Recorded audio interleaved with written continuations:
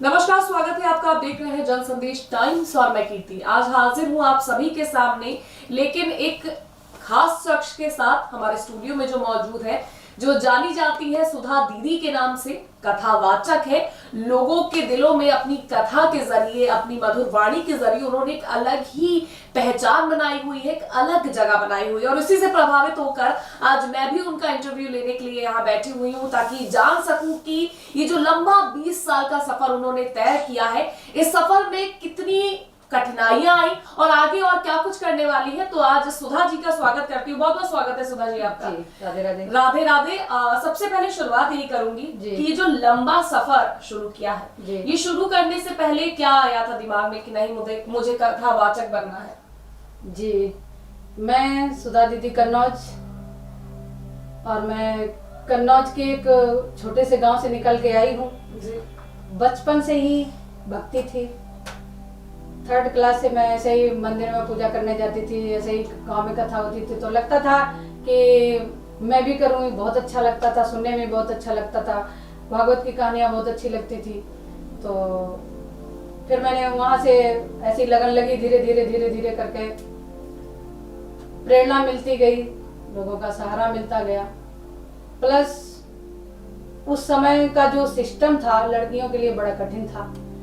मैंने वो बहुत बड़ा संघर्ष झेला है और सपोर्ट मेरे परिवार का, मेरे माता पिता का रहा, जिन्होंने मुझे, मेरे पिताजी स्वर्गीय डॉक्टर राम भरोसे जी, मेरी माँ है श्रीमती मीना देवी, माँ अभी भी हैं, पिताजी इस दुनिया में नहीं है। और हमारे ससुराल पक्ष का भी हमें बहुत बड़ा सपोर्ट मिला। मेरे पति उमेश चंद्र जी का, उनका बहुत बड़ा सहयोग है, उनका फुल सपोर्ट है हमें आगे बढ़ाने में। और बीच में ऐसा लगा कि कुछ बंद किया जाए, लेकिन इस समय हमारा बेटा कृष्णा, वो मेरा बहुत बड़ा सपोर्ट कर रहा है। अच्छा जी, बहुत बड़ा सपोर्ट कर रहा है कि आप ये करिए। उसके साथ साथ में ऐसे बहुत से लोग हैं जो हमारा बहुत बड़ा सपोर्ट कर रहे हैं। लखनऊ में ऐसे बहुत लोग हैं जो चाहते हैं, ऐसे बहुत सज्जन हैं जो चाहते हैं कि हम और आगे बढ़ें। रही बात ये बचपन के संघर्ष की, तो बहुत बड़ा संघर्ष रहा समाज के साथ में। मैंने समाज की बहुत बातें सुनी। उस समय का सिस्टम लड़कियों के लिए बड़ा कठिन था, पर मैंने वो सब संघर्ष झेला बस इसी के साथ में कि ना लोगों को जवाब दिया, ना लोगों से झगड़ा किया, बस यही सोच के आगे बढ़ी कि सब्र कर बंदे, ये दिन गुजर जाएंगे, हंसी करने वालों के चेहरे उतर जाएंगे। बिल्कुल सब्र किया आपने। और जो आपने सबसे अहम बात कही कि सपोर्ट जी, और बिना, कहते हैं ना कि एक आदमी तभी आगे बढ़ता है जब औरत का साथ होता है, और एक औरत तभी सफल होती है जब उसके ससुराल वालों का साथ होता है। वो तो आपने बताया ही कितना मिल रहा है, बहुत ज्यादा सबका सपोर्ट मिला, सबका मिला सहयोग। बहुत लोगों का इस समय इतना सपोर्ट मिल रहा है जी, कि हैं कुछ लोग जो हमको चाहते हैं कि बहुत आगे जाएं, बहुत आगे जाए। बिल्कुल हम भी चाहते हैं कि आप बहुत आगे जाए, लेकिन इस बहुत आगे को कहाँ तक लेकर जाना चाहती हैं? यानी कि अभी कथावाचक के तौर पर तो आप आगे हैं और लोगों के सामने आप अपनी कथा के जरिए उनका मन मोह लेती हैं। आगे और क्या करने का सोच रही है? आगे का अभी हम इस पर नहीं बोल पाएंगे। लोग क्या चाहते हैं कि सुधा दीदी उनके लिए और क्या कुछ लोग तो बहुत कुछ चाहते हैं, बहुत कुछ बोलते हैं। अच्छा, और हम भी मेहनत कर रहे हैं, तो फिर तो हम यहीं पर रुक जाएंगे इस बात पे कि मेहनत कर रहे हैं। फल आशा छोड़ शुभ काम करते रहिए, फल की आशा ना करें। भगवान भी कहते हैं कि तू कर्म कर जी। इन फल और कर्म के बीच में हम खड़े हैं, कर्म करते रहोगे, हम तुम्हारा फल तुम्हें समय के अनुसार देते रहेंगे। बिल्कुल कर्म करती जा रही है सुधा जी, और प्रयास जारी है। फल की चिंता नहीं कर रही है कि फल जब मिलेगा तो सुकून से बैठकर उनके साथ, सबके साथ मिल बांट के खाया जाएगा। लेकिन वो कर्म में क्या आप बताना चाहेंगी कि अभी आप और कथावाचक के बतौर उसके हट के भी और क्या कुछ करती हैं आप अपने निजी जीवन में? अच्छा, निजी जीवन में तो फिलहाल में अभी कुछ नहीं है, सिर्फ मेरा पूरा फोकस भागवत कथा पे है जी। अगली भागवत कथा भी 8 जनवरी से गुरुग्राम हरियाणा में है, इसके बाद 27 जनवरी से कानपुर देहात में है, फिर सीतापुर जिला में है, लखनऊ में भी है। आते रहते चलते रहते कार्यक्रम। कथा ही सबसे बड़ा मेरे तो लगता है स्रोत है मेरी जिंदगी है। जी। और लोगों के लिए भी बड़ा स्रोत है कि आपके जरिए कहीं ना कहीं लोग आज अपनी इस भागती हुई दुनिया में थोड़ा पल ठहर के कुछ अच्छी बातें ही सुन लेते होंगे, कुछ अच्छी चीजें अपने अंदर ग्रहण कर लेते होंगे। हाँ, वो मंच का सिस्टम थोड़ा अलग रहता है। बहुत कुछ बोलती हूँ, बहुत कुछ सुनते हैं लोग, कहते भी हैं कि आप बहुत अच्छा बोलती हैं। अच्छा। अब ये लोगों को क्या लगता है मुझे नहीं पता, मैं क्या हूँ ये मुझे नहीं पता। लोग इतना चाह रहे हैं, ये तो वही लोग जान सकते होंगे।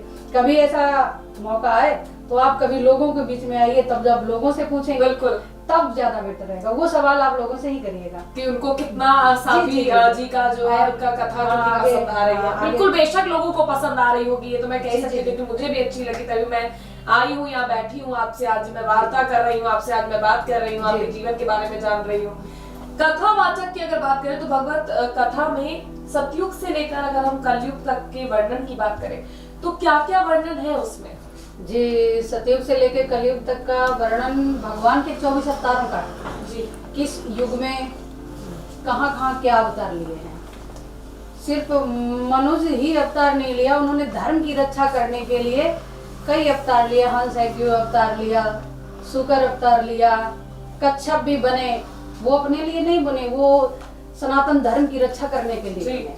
24 अवतारों का वर्णन है, जिसमें से कलयुग का जो वर्णन है वो 23 अवतार हो चुके हैं। 24वां अवतार होना अभी बाकी है, उसमें वर्णन है पर हुआ नहीं है जी। ये कलयुग का अंत तक का भागवत पुराण में वर्णन है कि अंत इसका क्या होगा, कि भगवान फिर एक कल की अवतार लेके आएंगे और निशाचरों का विनाश करेंगे, अधर्मियों का नाश करेंगे, धर्म की स्थापना करेंगे। इसके बाद से फिर सतयुग की शुरुआत होगी। अच्छा, इसके बाद यानी कि अभी कलयुग का भी दौर चल रहा है और एक बार फिर से सतयुग की शुरुआत जी, जी, जी। अभी कलयुग में और क्या आपको लगता है कि अभी और कौन से ऐसे क्षण हैं जो देखने हैं अभी? ऐसा तो बहुत बड़ा वर्णन है जी, कि अभी तो जो चल रहा है वर्णन तो बहुत कुछ है कि आगे आने वाला समय जो सनातन धर्म के हिसाब से बड़ा कठिन होने वाला है। सनातन धर्म, लेकिन सनातन धर्म के हिसाब से अगर हम कहें तो समय तो अभी भी कठिन ही चल रहा है। जिस तरह से हम देखते हैं कि महिलाओं का मंदिरों में जाना वर्जित है, कहीं बोलते हैं कि महिलाएं जा सकती हैं, कहीं बोलते हैं नहीं जा सकती है। और आपने भी अपने विरोध सहा है, आपने भी अपने जीवन शैली में बताया कि आपने कितना विरोध सहा, तो इसको लेकर क्या कहना जी? मैं इसको लेकर तो यही संदेश देना चाहूंगी कि महिलाओं का जो विरोध होता है कि महिलाओं को ये नहीं करना चाहिए, वो नहीं करना चाहिए, फिर एक बात चली जाती है ना, यत नार्यस्तु पूज्यन्ते रमन्ते तत्र देवता। जहाँ नारी की पूजा होती है वहाँ देवता पास करते हैं, फिर जगह कौन सी बची? बिल्कुल सही कहा कि नारी की पूजा होती है, लेकिन इसी जगह कौन सी बची? फिर ये कहते बेटियों को ये नहीं करना चाहिए, महिलाओं को ये नहीं करना चाहिए। मुझे तो नहीं लगता है कि नहीं करना चाहिए, क्योंकि भगवान ने कोई ऐसा काम नहीं किया। मैं तो वही कहती हूँ कि गलती ना करे उसे भगवान कहते हैं। कोई गलती नहीं की, बेटी बनाए बेटा बनाए, उन्होंने कोई गलती नहीं। गलती ना करे उसे भगवान कहते हैं जी।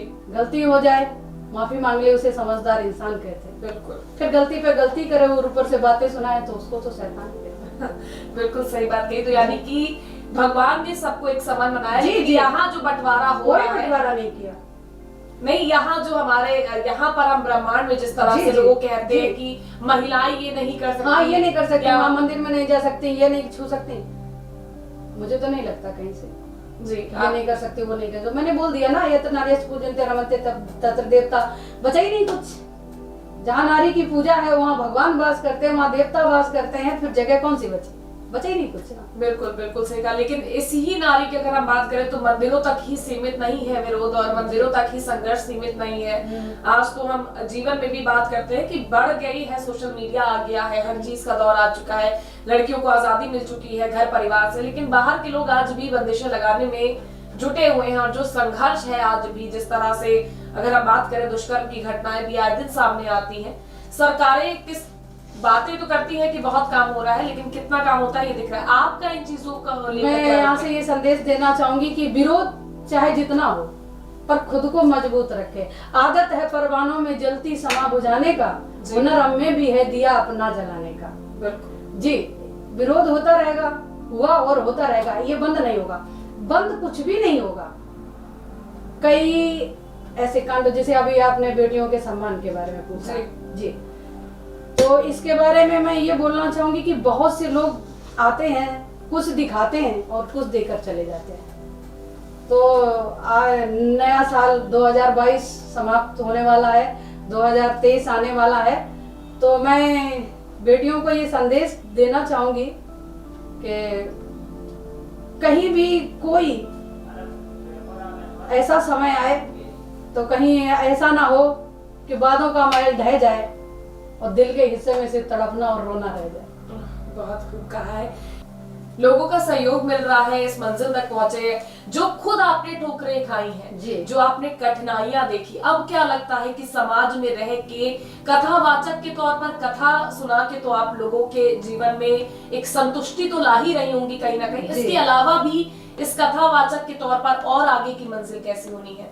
मैं इतना तो जरूर बोलूंगी कि एक भक्ति ये है कि भागवत कथा कह रहे हैं, हाँ। और दूसरी देशभक्ति भी है। अच्छा। जी, देशभक्ति बहुत बड़ी है। तो मैं यही चाहूंगी कि मैं भारतवर्ष का हरदम सम्मान करती हूँ, यहाँ की चांदनी मिट्टी का ही गुणगान करती हूँ। ऐसी कोई चिंता नहीं है स्वर्ग जाकर मोक्ष पाने की, तिरंगा हो कफन मेरा यही अरमान रखती हूँ। बहुत खूब कहा है आपने। हर इंसान का यही ख्वाब होता है कि तिरंगा कफन पे हो, लेकिन अभी कथावाचक है और तिरंगा भी चाहती है, तो देश की सेवा किसी और तरीके से भी करना चाहती हैं या कथावाचक के तौर पर ही? अभी फिलहाल मैं इस पर तो आगे का नहीं बोलूंगी, अभी तो फिलहाल में मैं कथावाचक के ही तौर पर कर रही हूँ जी, और बाकी आगे का तो मुझे पता नहीं। कथावाचक का अच्छा सफर 18 साल से आपने शुरू किया और आज 2022 तकरीबन 20 साल का लंबा वक्त आपने किया है। इस 20 सालों में अभी आपने कुछ समय पहले बोला कि पहले लड़कियां नहीं निकल पाती थी घर से, अब निकल रही हैं। क्या लगता है अभी भी जो हम माहौल देख रहे हैं देश का, अगर आप आगे देश के लिए कुछ करना चाहती तो क्या माहौल लगता है अब? जी, मैं इसके बारे में क्या बोलूं, पर मैं इतना बोलना चाहूंगी कि एक बेटी रही आवाज, मतलब एक महिला के तौर पे हूँ, तो मैं बेटियों के लिए यहाँ से ये संदेश देना चाहूंगी कि वो परिवार का सपोर्ट रखें। जी, परिवार को छोड़ के कोई आगे नहीं बढ़ सकता। आगे बढ़ना है तो पहले परिवार का सपोर्ट रखें, पेरेंट्स का भी मान सम्मान रखें। इस पर मैं बोलना चाहूंगी कि शतरंज के शौकीन नहीं थे इसलिए धोखा खा गए, शतरंज के शौकीन नहीं थे इसलिए धोखा खा गए, वो चाल पर चाल चलते रहे, हम रिश्ते निभाते रहे। तो सुधा जी, इसी के साथ आपने बहुत ही खूब बातें कही, साथ ही साथ अच्छी चीजें भी लाई, लेकिन कथावाचक का ये जो सफर आप अभी तय कर रही हैं हाल फिलहाल में, अभी भी आप जाएंगी कहीं ना कहीं, वहां पर कथा आपकी लगी होगी? जी, मैं अभी जाऊंगी 8 जनवरी से हमारे गुरुग्राम हरियाणा। तो लोग आपकी कथा सुनना चाहे तो वो किसके माध्यम से, कहाँ से सुन सकते हैं? कोई ऐसा जरिया है? जी, यूट्यूब, हाँ, सुधा दीदी कन्नौज यूट्यूब चैनल के माध्यम से, फेसबुक पर सुधा दीदी कन्नौज के नाम से फॉलो कर सकते। तो सुधा दीदी कन्नौज के नाम से आप जाकर आप भी उस कथा का आनंद ले सकते हैं। कथा में बहुत सारी चीजें होती हैं जिसे ज्ञान जो कथावाचक को होना चाहिए, वो ज्ञान पाने में क्या लगता है अभी कठिनाइयां हो रही हैं, पूरा हो चुका है ज्ञान या आगे? और ज्ञान एक अथाह सागर है, जीवन में कभी पूरा नहीं होगा, अभी चलता ही रहा। हाँ, बाकी चल रहा है, अभी भी पढ़ रहे हैं, मेहनत कर रहे हैं, अभी भी अध्ययन करते हैं, और जहाँ तक पहुंचा है तो ये अथाह सागर है, ये कोई जीवन में कभी पूरा कर ही नहीं सकता है। सुधा जी, एक बात मैं ये भी पूछना चाहूंगी, ये कथावाचक से हटके है लेकिन राजनीति से थोड़ा बहुत जुड़ा हुआ है। क्या लगता है जो अभी हमारा माहौल जिस तरह से चल रहा है, जिस तरह से हमारे जो बाबा हैं या भगवा चोला ओढ़कर जो लोग सीधे तौर पर एक रंग को बोल देते हैं, इस समय बहुत विरोध भी हुआ कि रंग का अपमान हो रहा है, क्या आपको ये सही लगता है? हम माफी चाहेंगे क्योंकि हम इस पर बोल नहीं पाएंगे कुछ थोड़ा बहुत की, क्योंकि माहौल लगातार निरंतर ही वैसा चल रहा है कि रंग को भी अपनी जागीर बनाया जा रहा है, क्या ये सही है? मैं इस पर तो सिर्फ यही बोलना चाहूंगी कि रंग किसी का नहीं बटा, अगर रंग बटा होता तो खून एक रंग का ना होता। बिल्कुल, खूब कहा आपने जी। और मैं यहाँ से फिर यही बोलना चाहूंगी, अब आपने सवाल किया है तो जी, हमारे आगे से तो ना हिंदू बुरा है ना मुसलमान बुरा है, करता जो बुरे काम वो इंसान बुरा है। बहुत खूब आपने कहा है कि करता जो इंसान बुरे काम है वो बुरा है, और यही चीज अपनानी भी चाहिए कि खून का रंग सबका एक है, तो ये रंग में क्यों बट रही है दुनिया, ये तो बहरहाल बात हो गई। लेकिन इसी तरह आप कथावाचक की तरह कथा आप वाचती रहिएगा और लोगों का मन मोहती रहिएगा। 2023 को लेकर आपको, लोगों को लेकर आपको क्या कहने का मन है कि 2023 में उनको क्या संदेश देना चाहते हैं कि भगवत कथा से जो आपने अपने जीवन में जिस चीज को उतारा हो, जिससे आपने सीख ली हो, वो सीख आप जो हमारे दर्शकों को देना चाहते हैं? जी जी जी जी, बहुत अच्छा सवाल किया आपने। 2023 में मैं लोगों को यही संदेश देना चाहूंगी कि 4 वेद 6 शास्त्र 18 पुराण है। मैं इन सबको भी पढ़ नहीं पाई पूरी तरीके से, पर मैं इतना जानती हूँ कि 4 वेद 6 शास्त्र में बात मिली है दो, दुख दीने दुख होते है, सुख दीने सुख होय। 8 10 पुराणेषु व्यासस्सु वचनद्वये, परोपकाराय पूर्णाय पापाय पर पीड़नम। किसी को कष्ट दिया इससे बड़ा पाप नहीं, और किसी का उपकार किया, किसी को मतलब कोई सहारा दिया, किसी को अच्छा किया, इससे बड़ा कोई पुण्य नहीं। यानी कि अगर आप कर्म, अच्छा करोगे, हाँ जी, सबसे बड़ा कर्म। तो सबको कर्म करने की, अच्छा कर्म करने की आप सलाह दे रहे हैं, ताकि आपके जीवन में भी अच्छा ही हो। बिल्कुल बिल्कुल। इसके अलावा और आप जो हमारे दर्शकों तक पहुंचाना चाहती हूँ, जो आप आगे बढ़ के और करने का भी सोच रही हूँ कि अभी कथावाचक के तौर पर तो हूँ, लेकिन अब जनता के लिए भी मुझे ये करना है? अब ये आगे का तो नहीं बोल पाएंगे, आगे तो वक्त बताएगा, फिर आपसे कभी मुलाकात होगी। बिल्कुल। अगर हम कहीं आगे और जाएंगे तो फिर आपसे मुलाकात होगी। आप यहाँ तक बुलाइए तो आप फिर बुलाएंगी कभी। आगे की तो बात नहीं करना चाहेंगे। तो दोबारा आऊंगी कथा सुनने। अरे आइएगा, पर आगे का नहीं बोलना चाहूंगी। बस इतना ही बोलना चाहूंगी कि 2023 में सब लोगों को मैं यहाँ के माध्यम से ये बोलना चाहूंगी कि गुल खिले, गुलशन खिले और खिले गुलदस्ते। नया साल मुबारक हो आपको, हंसते हंसते। बिल्कुल। सभी देशवासियों को हमारी तरफ से ढेर सारी शुभकामनाएं। 2023 की कलियों की तरह खिलते रहे, फूलों की तरह मुस्कुराते रहे। बिल्कुल, सब कलियों की तरह खिलेंगे और फूलों की तरह मुस्कुराएंगे भी, ये मेरी भी आशा है। बहुत बहुत शुक्रिया सुधा जी हमारे स्टूडियो में आने के लिए, और इतनी अच्छी बातें हमारे जरिए आप हमारे दर्शकों तक पहुंचाई, उसके लिए भी बहुत बहुत धन्यवाद। फिलहाल के लिए बस इतना ही, फिर हाजिर होंगे देश और दुनिया की तमाम खास खबरों के साथ। तब तक के लिए बने रहिए हमारे साथ और देखते रहिए जनसंदेश टाइम्स।